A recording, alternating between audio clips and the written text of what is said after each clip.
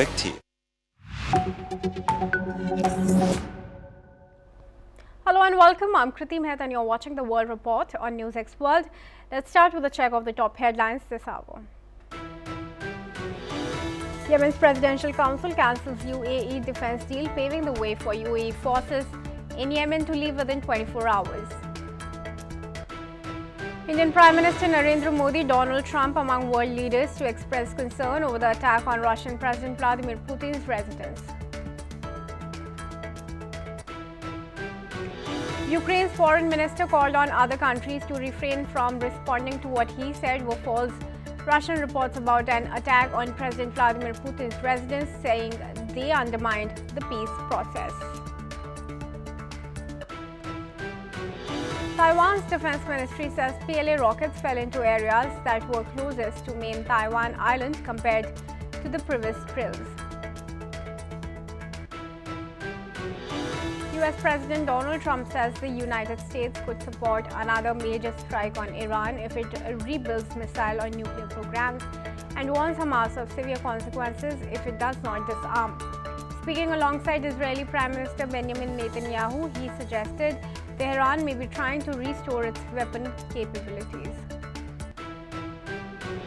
A senior advisor to Iran's supreme leader warns that any aggression against the country will face an immediate harsh response after Donald Trump threatens to eradicate any nuclear rebuilding. He says Iran's missile and defense capabilities are not containable and will be used if provoked. US President Donald Trump says he is not concerned about China's military drills around Taiwan, calling them long-standing naval exercises. The comments come as Beijing stages blockade-style maneuvers near the island following a large US arms sale to Taiwan. Meta Platforms Meta.o is buying AI startup Manus to deepen its push into agentic AI, aiming to embed the technology across its platforms as competition for next-gen AI intensifies. Let's start with top stories now, viewers. US President Donald Trump says that the US has struck a site in Venezuela used to load boats carrying illegal drugs, marking what appears to be Washington's first land-based operation inside the country during its renewed pressure campaign against President Nicolás Maduro. Trump said there was a major explosion at a dock used by traffickers, but did not specify which US agency carried out the strike. Media reports suggest the CIA conducted a covert drone attack on a remote port believed to be linked to the Tren do Aragua gang. US officials have declined to comment, while Venezuela's government has also remained silent. The strike comes as the Trump administration escalates military pressure on Maduro, following dozens of US anti-drug operations that have already killed more than 100 people across the Caribbean and Pacific. I'm joined now by Raymond Vickery, who is an international affairs expert and former US Assistant Secretary of Commerce. He joins us from Washington, D.C. Thank you very much, Mr. Vickery, for joining me in this discussion. Neither side has issued any statement, but clearly the first strike on land by the CIA ordered by Trump, a clear sign of, military escalation within Venezuela now. How is this going to proceed from here in your assessment, and how is Maduro going to respond? Well, thanks for having me, and thanks for allowing me to comment on this. President Trump has a regional view of the world and U.S. responsibilities. The whole approach has been that in the Western Hemisphere, the United States should have what amounts to an empire. And then he's willing to cede to Russia special influence and imperial status in Europe. And it seems that he's also willing to cede to China, Asia. This is a throwback to the 19th century in which great powers had empires. And this latest strike is just simply an escalation of what he is trying to accomplish in reestablishing or establishing influence and really imperial powers in the Western Hemisphere. It is in complete derogation of what the United States has tried to build, certainly since World War II in Latin America, and that is a cooperative relationship. It used to be that if the United States didn't like something that was going on in Central or South America, the cry was to send in the Marines. And that has been adopted here by the Trump administration. It remains for the international community, great democracies like India and in Western Europe, Japan, and others to try to rein in these impulses of President Trump to get us back into a cooperative approach. Otherwise, what happens is sooner or later, these empires, if you will, rub up against each other and generalized war. If you're going to wage peace, you have to have a strategy and you have to have partners and you have to have a cooperative spirit. None of these are present in regard to President Trump's attitude toward Venezuela and Latin America broadly construed. And will the other, parties or stakeholders do anything to curb U.S. from progressing in its aggression? Well, that remains to be seen. Thus far, it hasn't happened. What has happened is that people are trying to keep their heads down so that they don't get within the sights of President Trump. And it is going to be up to these other great democracies, as I indicate, India, Western Europe, Japan, Australia, and so forth, to say, no, this is not the way forward. Fortunately, Canada and Mexico have been willing to stand up to some degree. But at this point, we do not have a constraint. The United States has such military power and is in such a prominent position that the attitude thus far has been to keep your head down so that you will not become a victim of this imperialistic approach of Donald Trump. I predict that's going to change.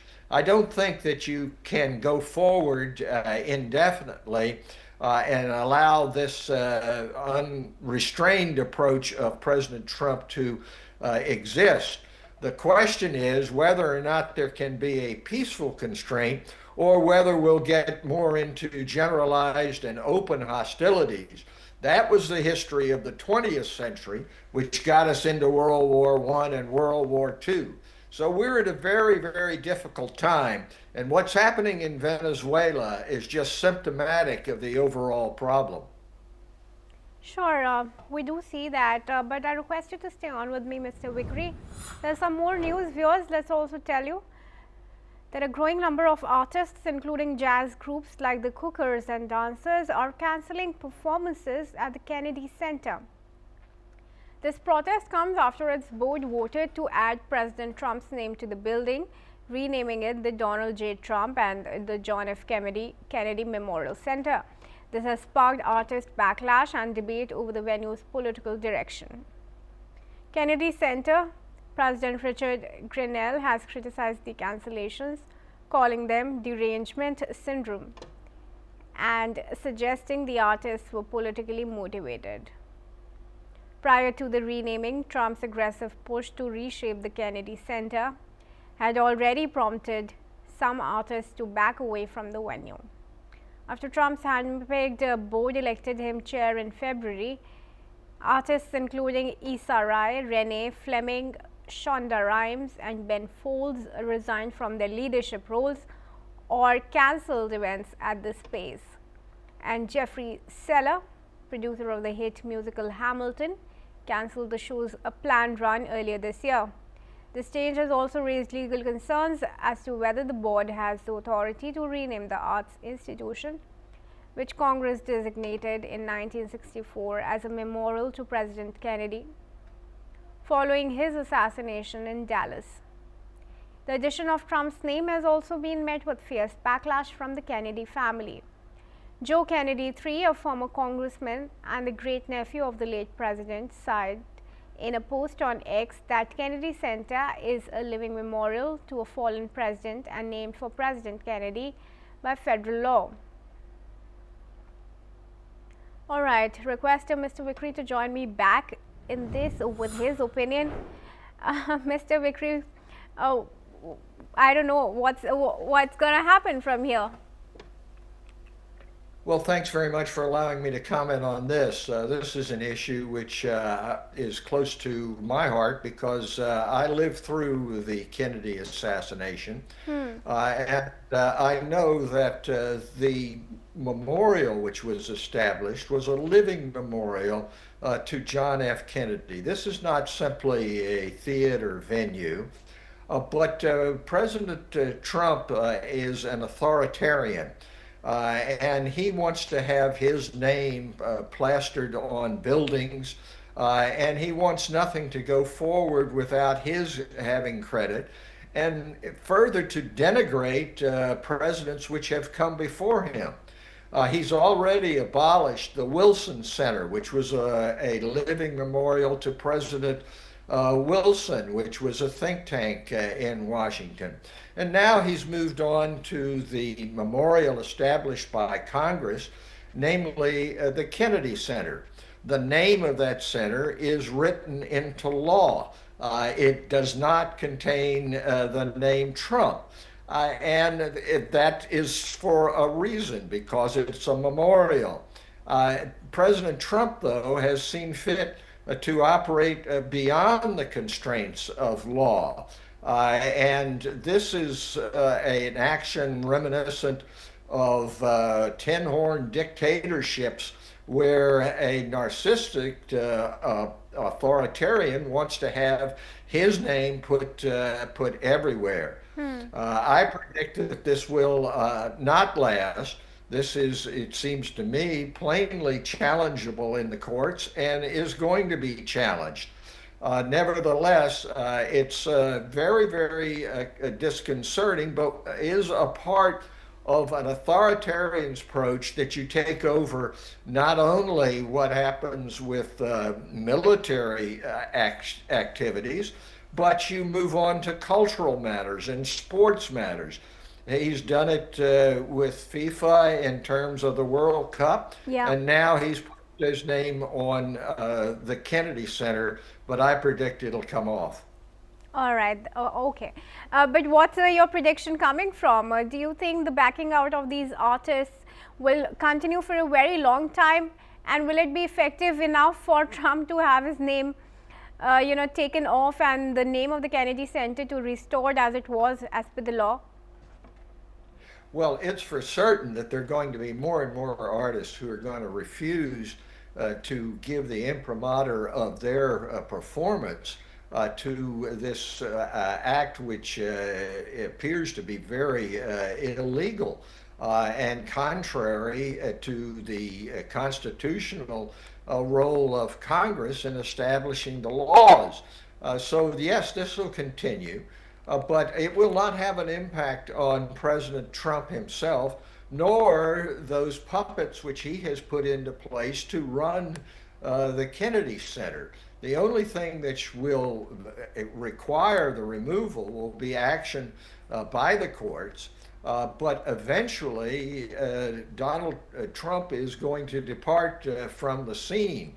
Whether it's in 2028 or whenever, and the name will come off, but it will not be immediate. All right, sure. Thank you very much then, Mr. Vikri, for speaking to me here at NerwsX World. Thank you for having me. And with that, viewers, we are going to proceed.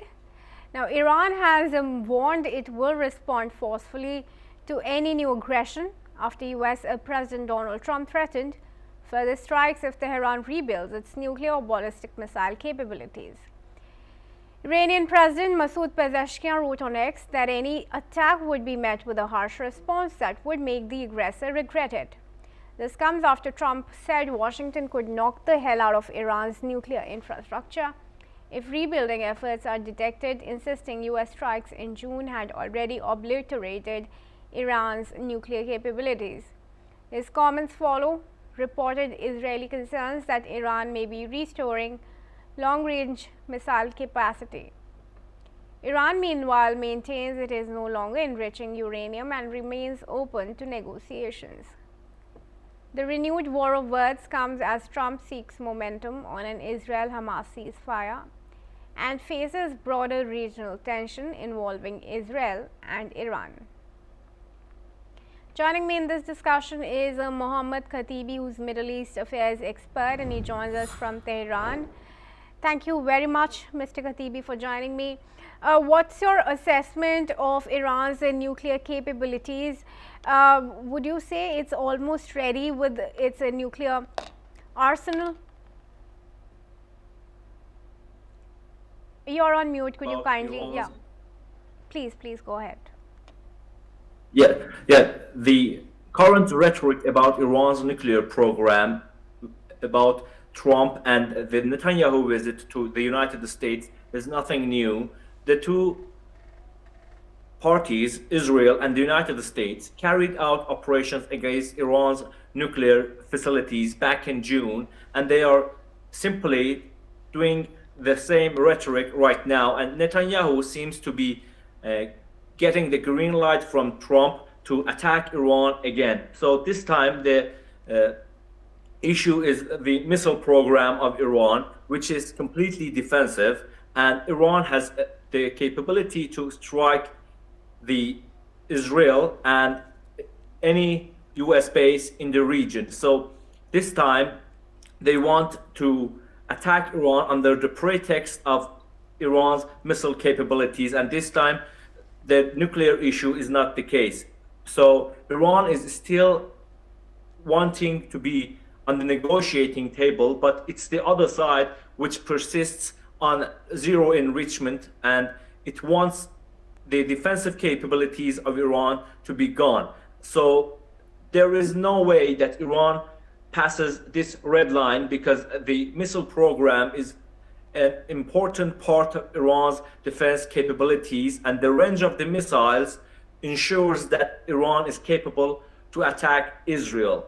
And it was not Iran which initiated the war, the 12-day war, and it was Israel which was supported by the United States and targeted not just only the nuclear facilities, but also civilian and residential areas, killing not only commanders and generals, but also ordinary people. So this rhetoric is not new, and the pressure on Iran still persists. However, the zero enrichment policy that Trump took during his second term is not acceptable for Iran, because for more than 20 years, Iran has insisted on enriching uranium inside Iranian territory, and it has vowed to regain that enriching capacity in due time. So whether Trump agrees to some kind of enrichment in Iran or not,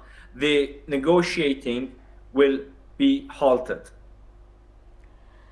Well, sure, but do you think Russia and all the Iran backers, whether it's China or North Korea, also to step in? Because as far as the nuclear talks were concerned, no real progress was made, at least this year. I think these countries, no one wants an Iran with nuclear weapons, including Russia and China. No other party wants to have nuclear weapons, and Iran is also committed to the NPT.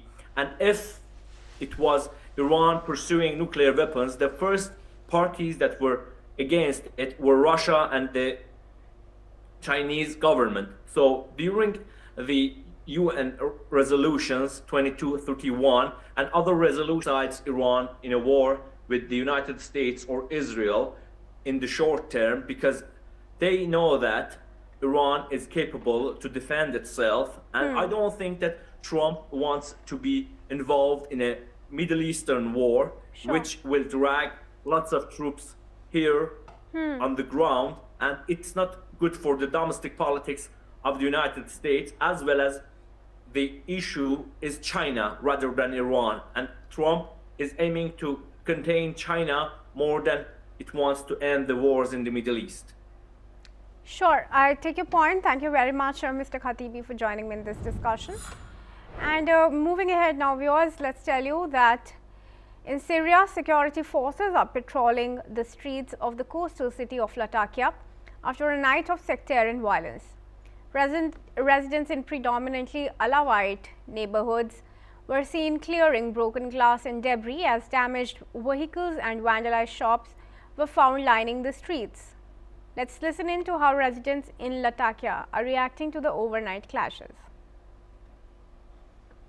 الساعة 9 ونص كان في مجموعة يعني خارجة عن القانون طلعت اجتها الشارع هجمت على الكل يلي فاتح محل كسروا لي والسيارات ما خلوا السيارة غير الأزاز وسرقوها والدواليب ما خلوا شيء بالسيارات ولا بالعجل يعني نحن بنستنكر هالعمل هذا نحن سوريا محبة سوريا للكل نحن إخوة من زمان إخوة ما لازم حد يفرقنا إذا كان كلام الناس وكلام الناس مو مغرضين نحن ما لازم نسمع منهم وأنا بناشد إنه كل واحد يرجع على عقله ومنضل إخوة وحابين تعايش. امبارح الساعة 8:30 بالليل اجوا تقريبا شي 40 شخص حاملين سواطير وسكاكين وبلشوا يسبوا الطائفة العلوية ويكسروا السيارات والمحلات التجارية.